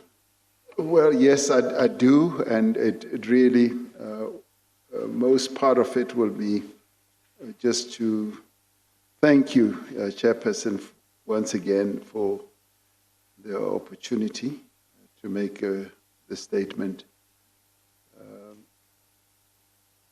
I did come with a measure of trepidation to be subjected to your questioning and the questioning of the evidence leaders. And I leave here with many scars and with blood dripping below my clothes. But nonetheless, I'd like to thank you for the opportunity of being able to present largely part of what we've been through. And in a way, despite the evidence that has been presented before the Commission, and despite the excellent work by many, one would say, investigators, your investigators, academics, as well as the really, truly outstanding journalists in our country. What is true, Mr. Chairman, is that we may never really finally know the true and the real costs to our country of state capture, because figures abound. They are stated in various quarters, but what we do know is that it ran into billions. We may be able to establish how much of public funds have been stolen, by how much costs in terms of goods and services may have been inflated because the goods and services that had to be procured were inflated to extract rents and to extract those bribes and kickbacks. And also what it has cost to investigate these cases and also to prosecute those who are responsible. It may be possible to quantify the infrastructure and services that could have been provided to the people of our country with the funds that were stolen and wasted as a result of state capture. And it's something that we should be able to compute in one way or another. We could quantify this in terms of, say, hospital beds, commuter trains, the houses that we could have built, and the social grants that we could have offered to our people, water, reticulation, maintenance of our roads, and a whole number of public goods that state capture robbed our people. But what is more difficult to measure is the broader cost to our economy and to our society broadly. It is difficult to measure the effect of state capture on business and consumer confidence, on the loss of investment, because the state capture also had an overarching impact on our ability to attract investment, because as investors looked at us as a country, they just saw a country that is mired in corruption, a state that has been captured by a particular family. And nobody wants to invest in a country like that, where one family runs everything in the body politic of the country. We similarly cannot quantify the impact of state capture on our standing internationally and our image, because state capture damaged that image, and our standing is something that is often talked about, just like our standing now recently following the unrest that we had. It was damaged, and we have to go through perhaps years to repair the image that we've always had. Now, what state capture, as I said earlier, also did was led to the departure of public service, from the public service of highly qualified people, experienced people, and either because they refused to be part of it, or they presented a threat to those who were part of such activities. It is likely, Chairperson, that state capture also discouraged many talented young people from joining government, which has significant implications to the public service of tomorrow. And what we seek to do now is to represent government service to the people of our country, especially young people, and call upon them to come and serve their nation and their government. And we want to make government service something that is attractive to young people. By weakening our security forces, which was another area as we spoke about, as well as law enforcement agencies, the actions associated with state capture place the security and the integrity of our country at risk. Perhaps the most devastating and lasting cost of state capture and corruption is its effect on the confidence of the people of South Africa in the leaders and officials in whom they placed so much trust and confidence and responsibility. So state capture has damaged people's confidence in the rule of law, in public institutions, in law enforcement agencies, and even to some extent in the democratic process. That is what makes the work of this commission so important and so essential.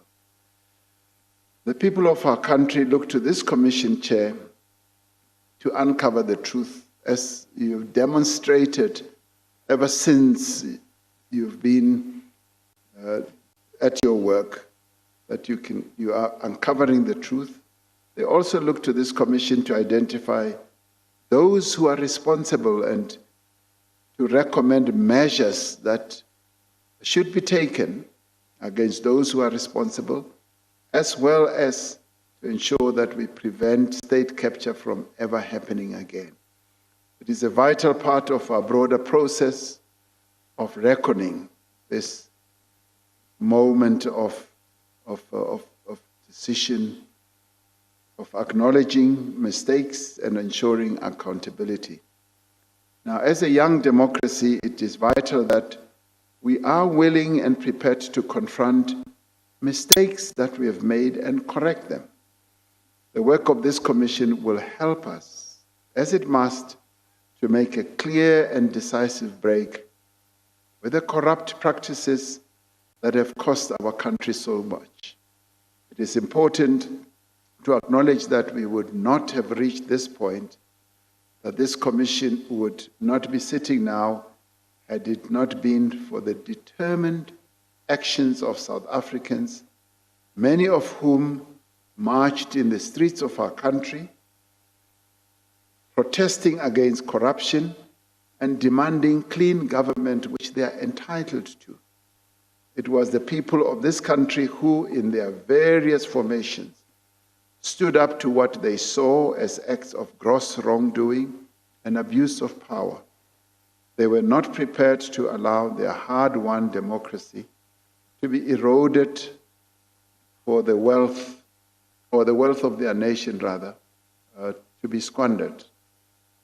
And in so doing, they demonstrated that despite the damage caused by state capture, our democracy remains robust and resilient.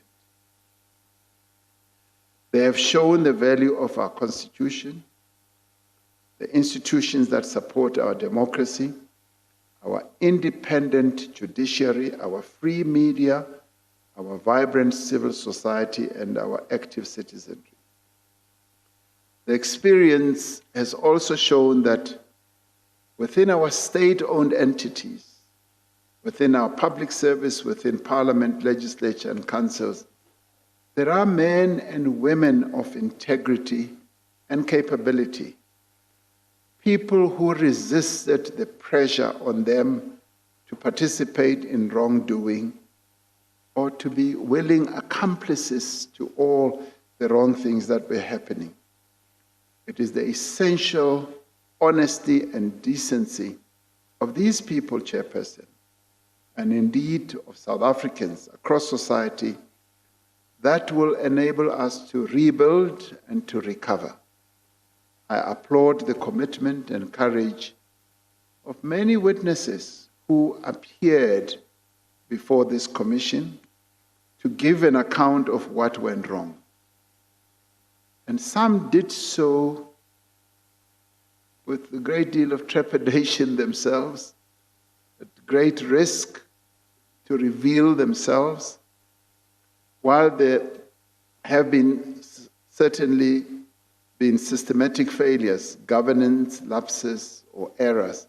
The fundamental reality, Chair, is that state capture happened because certain individuals each made a deliberate decision to engage in acts of corruption and criminality. It is just, correct, and necessary that they face the consequences of their actions. having borne witness to the crimes of state capture, the worst thing we can do is to allow it to ever happen again. We have a shared responsibility as a people to leave the era of state capture firmly behind us and to act together to prevent corruption in all its forms. This means, amongst other things, that we must reinforce the checks and the balances within our democratic dispensation that are meant to prevent the abuse of power. We must also strengthen our institutions that were established to support democracy and effectively capacitate our law enforcement agencies.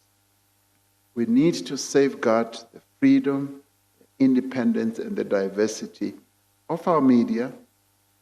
We must professionalize the public service, and we must also attract skilled and professionally inclined people back into the public service. And as I said earlier, we also need, as I want to put it in my concluding statement, we need to give whistleblowers the protection that you also spoke about, Chair. Because without whistleblowers, we will not be able to tackle corruption effectively. And those who would want to participate in corruption should know that other people will blow the whistle and that those whistleblowers' word will be heeded. And so therefore we must protect them in law and in practice. We need to entrench a new approach to the funding of political parties so that no party should ever get tempted to want to raise funding in ways that are going to raise a number of questions. We need to protect the judiciary from interference and ensure that the courts of our country continue to be accessible to all South Africans. But more importantly, as a nation, we've signed a contract amongst ourselves to say the judiciary will, in effect, be the final arbiters of the disputes that we will continue to have amongst us. And once they have made their judgment, that should be the judgment that we abide by. Above all, we need to celebrate and encourage active citizenship, for that is our greatest defense against the abuse of power, against the theft of public resources. In my statement to the Commission and in the course of my testimony, Chair, I have sought to indicate my personal knowledge of the events under investigation, the decisions that I took, and the considerations that informed those decisions. And as a person who occupied a position of authority during the state capture, or rather the state capture era, I must say I take full responsibility for the choices that I made myself and the actions that I took. I will not run away from those decisions. I have also sought to outline some of the measures this administration has taken to end state capture. I articulated quite a number of those in my opening statement and have reiterated here that we are taking corrective measures to obliterate state capture, and that it will take time, but we are going to stay the course. The progress that has been made over the last 2.5 years should, I hope, stand as a testament to my own commitment and the commitment of the administration that I lead to deal decisively with corruption and state capture. Finally, I wish to express, Chair, on behalf of myself and on behalf of all South Africans, sincere gratitude to the Commission, to the evidence leaders, to the staff of the Commission, and finally to yourself for the great service that you are doing to our nation. And as a country, we are emerging from a difficult period. Together, we have chosen a path of rebuilding, a path of renewal, a path of transparency, a path of accountability, also a path of justice and the rule of law. Now, I have every confidence, Chair, that no matter what the challenges are that lie ahead, that we will walk this path together and we will prevail. And Chair, I'd like to thank you personally. You and I have discussed the various logistical challenges and various matters where you've wanted to elongate the life of the Commission because you were still doing work and needed more money. And I do believe that the money that has been spent has been well spent. And I look forward to receiving the report and want to thank you once again for allowing me to come to the Commission. It was not an easy decision for a sitting head of state to come and subject themselves to questioning in the Commission. Even my fellow heads of state in the region questioned me and said, why would you do such a thing? A head of state going to be questioned? And I said, something really wrong happened in our country. And to put it right, I've got to go as the head of state. So thank you very much. Thank you. Thank you, Mr. President, for your concluding statement. I must also take this opportunity to thank you, Mr. President, for the support that you have given to the work of the Commission throughout the life of the Commission.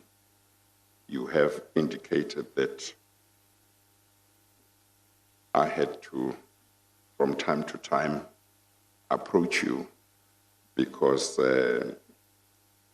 there were funding challenges for the Commission, and yet the Commission still needed to do its work.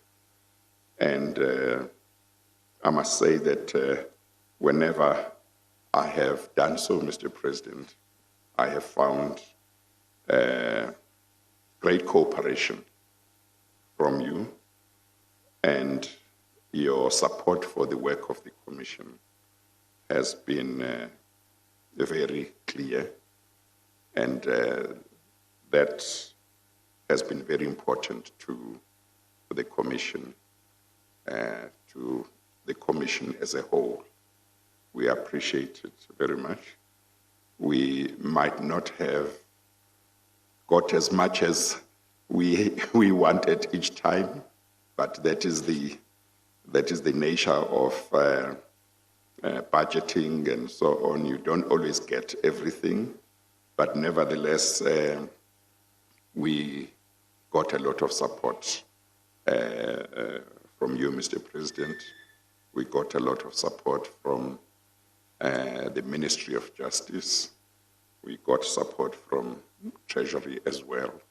So we appreciate that very much. I must also take this opportunity to thank the members of the Commission's legal team. I must also thank the members of the investigation team, and I must thank the various persons who have been secretaries or acting secretaries of the Commission over the past 3.5 years. I must thank all the staff of the Commission for the wonderful work that all of them have done to make sure that the work of the Commission was done successfully.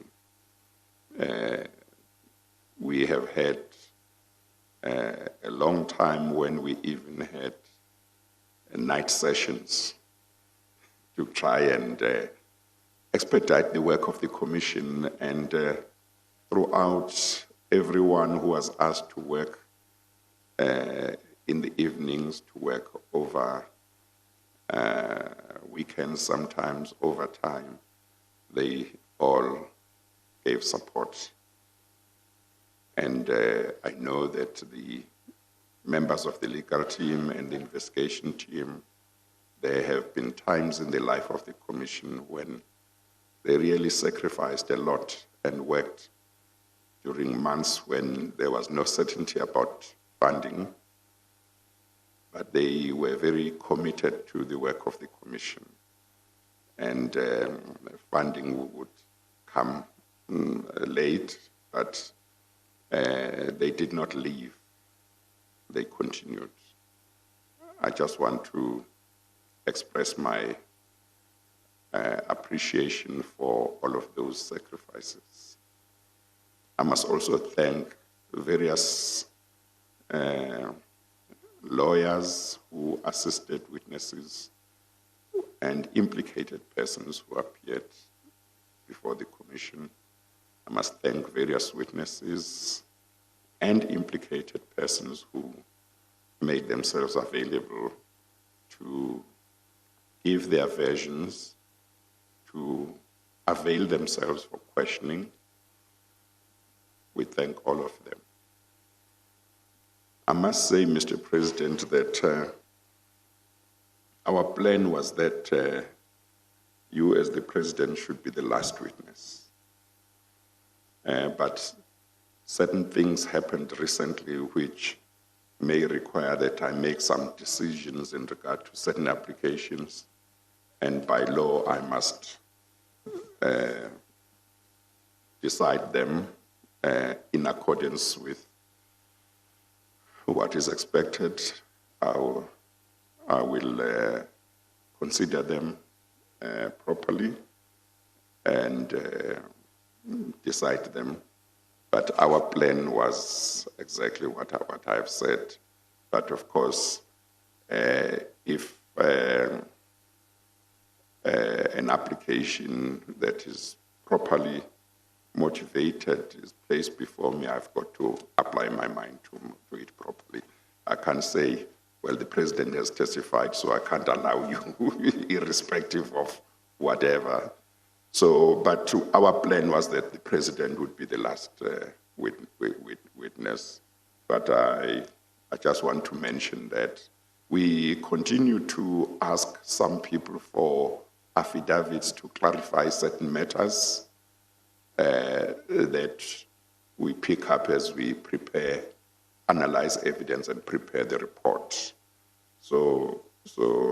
But we will continue with that work, Mr. President, and in due course, you will get the report.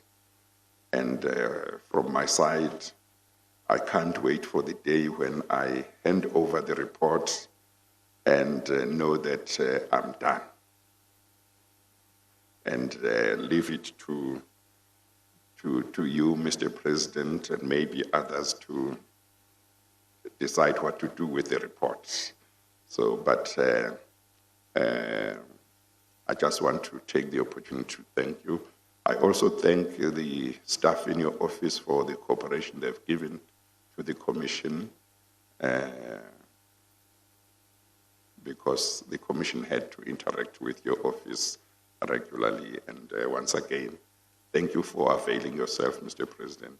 And indeed, what you said towards the end of your closing statement is important. I don't remember that a head of state, a sitting head of state, has in our own country submitted himself to a commission and effectively said, ask me whatever questions you want to ask me about these matters, and I will do my best to answer, which is what you have done. I think it's very important for our country. And thank you very much. Thank you, Acting Chief Justice. I should just say that I just want you to be aware that there's a new sheriff at Treasury. And if you ever need further money, it may not be there.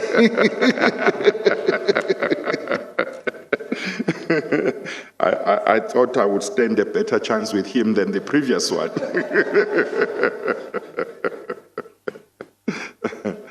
Thank you. Mr. Pretorius?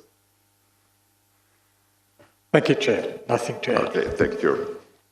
We are therefore going to adjourn at this stage. We adjourn.